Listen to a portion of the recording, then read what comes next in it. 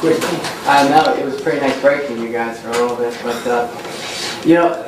I'm sorry, name and address for the record. Oh, I'm sorry, John Monroe, 357 Timber Run Drive, Canfield, obviously. I was going to start with a little introduction, but I got a little curveball was thrown at me earlier today.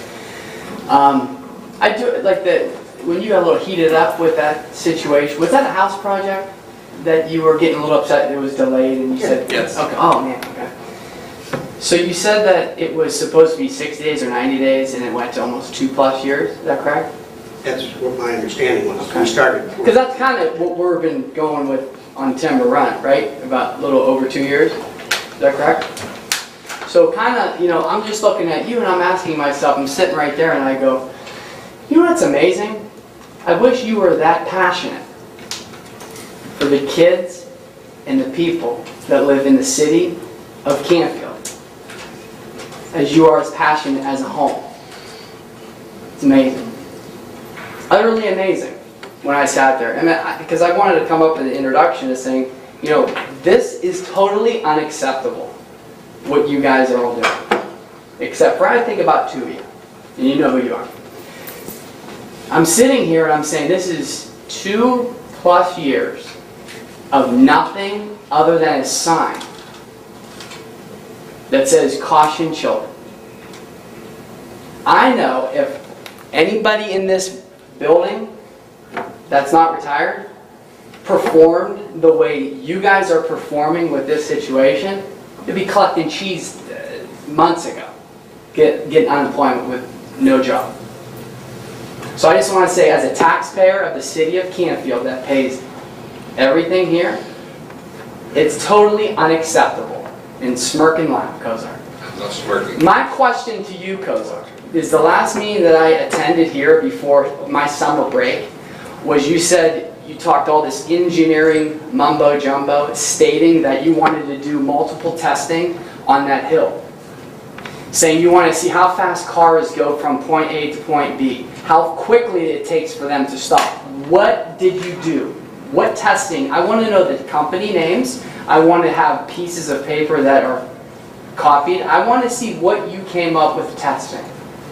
Because in what I believe, because I'm extremely passionate when I believe something, like you in homes that are taking a long time to make nice. What has been done? What study? Name a company now. Well, I'm just asking a simple question. What's the name of the company that did that safety test on that street? We did traffic counts. Traffic counts a year ago. I'm asking a simple question. What was the name of the company and where were they affiliated from that did the safety test? That when you said, and we put our trust in you guys, it's a joke. And you want us to go out and vote in November? Ain't ever going to happen. We had, if I could interject. Now, what's the name of the company that did that?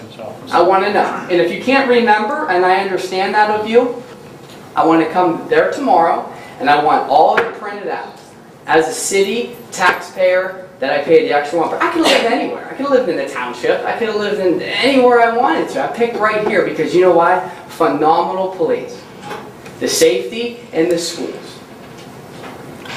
So answer the question. I believe that the company's name was MS Consultants, correct? Hold on. When we do a traffic count, is that Eastgate that does that? Eastgate performed the traffic counts. We had the speed sign out there that looked at the various speeds, and we had MS verify that the sight distances were within the 25-mile-an-hour speed limit, which is what you stressed was you wanted to shave that hill. Is it too high? I don't know that I ever said that. That's an existing road. That's an Now, my other question is, once again, instead of, now you're inconveniencing the people, not only on Timber Run, but on Alabaster, as well as Lake Wobegon, okay? Now, did you ever consider, and I just want to hear something from you guys, did you ever consider what's going to happen when they connect the street from Timber Run to the top of Lake Wobegon? which I know 2 or 3 of my friends that want to buy lots as soon as it opens up. What's going on right there? Another roundabout? Because you can't put a 4-way stop sign. What's the answer? Be passionate, buddy. Come on. What's your answer? I've not seen a proposal from the developer. So they're going to put another roundabout? Or so they're going to take the stop signs, they're going to put them adjacent from a cul-de-sac to the entrance? I don't have an answer to your question. Yeah. I would like your input right now. That's why we're here. That's why we sat for 45 minutes, listening to all this stuff. When a developer submits a proposal to complete that project, it goes to the planning commission for their review. So what's the thought? Come on, let's brainstorm. What's your thought, Kozar? You're yelling at us. Will you let me finish, or will you let me speak and listen? I'm more passionate of what I believe than any of you. That's why I speak like that. So go, speak. This whole situation starts when Timber Run is completed out into the township. And it had to be because there was going to be a bridge replaced in this folks. And because you guys, they wanted to do one lane and then the other, and you guys wanted a free road, we understand that. And you're afraid of getting sued by the township. Everybody understands the fear that you guys all have. But I'm just asking, what? Do you want to tell me what I'm going to say? Go. I know what you're going to say. Just go. Then there may be no sense in me even telling Speak. you, but these Speak. folks might want to. Speak. This whole thing starts with completing Timber Run into the township, so those folks could get out. And now, you wanted, many people wanted a gate, a wall, the wall of China, so that nobody All could right, see cut it. the jokes. Speak. We took extensive pains to try and figure out what was safe. We tried to figure out what was the situation. Councilman LaCicero and I drove that. We're down and we spent more time down there looking into it. We brought in the people, the experts, consulting engineers, Eastgate, who did the traffic count, the police, who did the gathering of the data on the average speed, and so on and so forth. And we are trying to make that as safe as we know how. Now, it seems to me that people don't like what we are proposing there. So let's talk to that as opposed to Because when the we darkness. started this 2+ years ago, we wanted it to be closed and only be an emergency access only, not a convenient roadway. Okay? And you guys understand, and I know the two that feel passionate about it, the way I do. Now, that was our asking. We spoke, we even wanted to raise the money to buy the gate. Can I tell you what my experience has been with this, Mr. Monroe? It is clear what the people on Timber Run wanted, but people within that community, people in your neighborhood, came up there and said to us it wasn't a problem. So we did not get, and this is my recollection, right? I know what your interests were, and I know, let me finish. I know what the interests were the people on Timber Run. Very concerned about the safety of their children. That was the #1 concern. We all are concerned about the safety of children in this city. The township and the people in, is it Mapleville? No. The other people that spoke here, in a great number, were from the adjacent community that says they wanted to use that connector road to go south, to go east and west. There was evidence that that road was always intended to be open. That what occurred was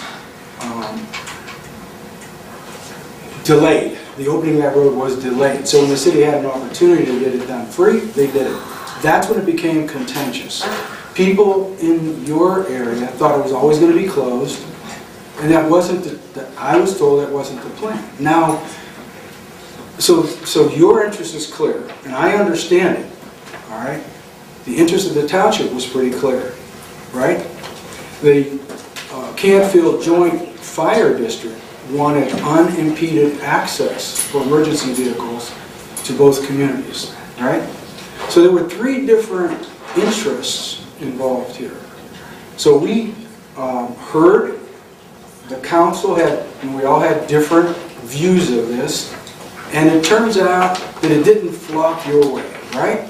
It didn't go with, we weren't going to put a gate back up there, however technically controlled or whatever, so we were looking for other options. So the township got what they were looking for. That community is, there's 9 homes going up in there and there's 2 in the city. Obviously, That troubles me. The homes are being built there. Of course, because let me finish now. They don't want to pay the extra I'm taking your 1%. time. It's But like they whatever got it what is. they They're got what raking they our wanted, right? They got what they wanted. So then Bernie and I and Joe Moreno said the interests of people like Mr. Monroe and the fellow right on that corner is that beautiful little girl with a driveway slanting down. We said, how could we make that safer, given the fact that we cannot muster support for a wall, as you say, because that's what I started out with, or a gate, right? So how can we make it safer? That was where we were, right? So 2 people got their interests met. Fire district and the township. So we said, how can we make this better?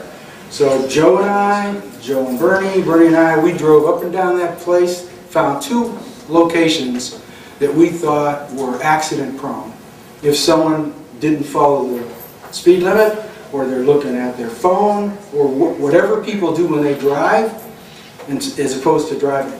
There was a knoll that we saw that we were told was within legal, the road was okay by these experts. So Joe went out and scoured what technology was available. He found a sign that is like the signs that the police chief puts up to remind you you're going too fast. And I typically look at my speedometer and I make sure I'm going the right way. We assume people want to drive safely. That sign, solar power, is going to be installed at that knoll. So when someone comes over, let me finish. There's one more thing. There's one more thing. The roundabout, the mini roundabout, for you that are concerned, whether you like it or not, we decided that's the right thing to do to keep that street safe, right? If you don't care about that anymore, about slowing traffic down to go around that so your little girl doesn't happen, 1 chance out of 1,000 maybe, that's too many. So we decided, I guess I don't know about we, but the 3 of us said, we can speak to your interest on safety. We can't put a gate up there, we tried, we can't.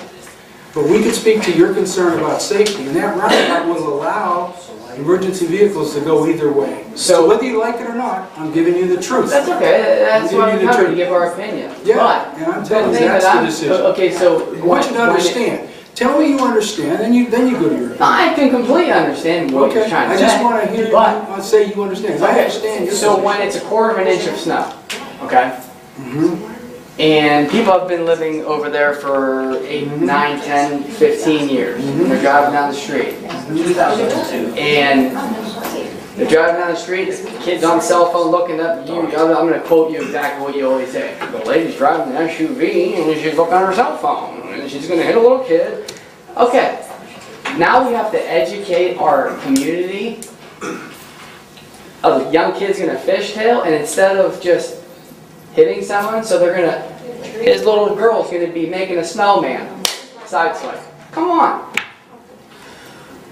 Okay, I just need to interrupt you. I'm sorry. We have plenty of other people, and we have time limits to these things. Well, obviously, your time limits are about I hear 2+ years And on your issue. but we need to speak with other people. I thank you for your comments. Thank you, guys. And you guys are doing an extraordinary job.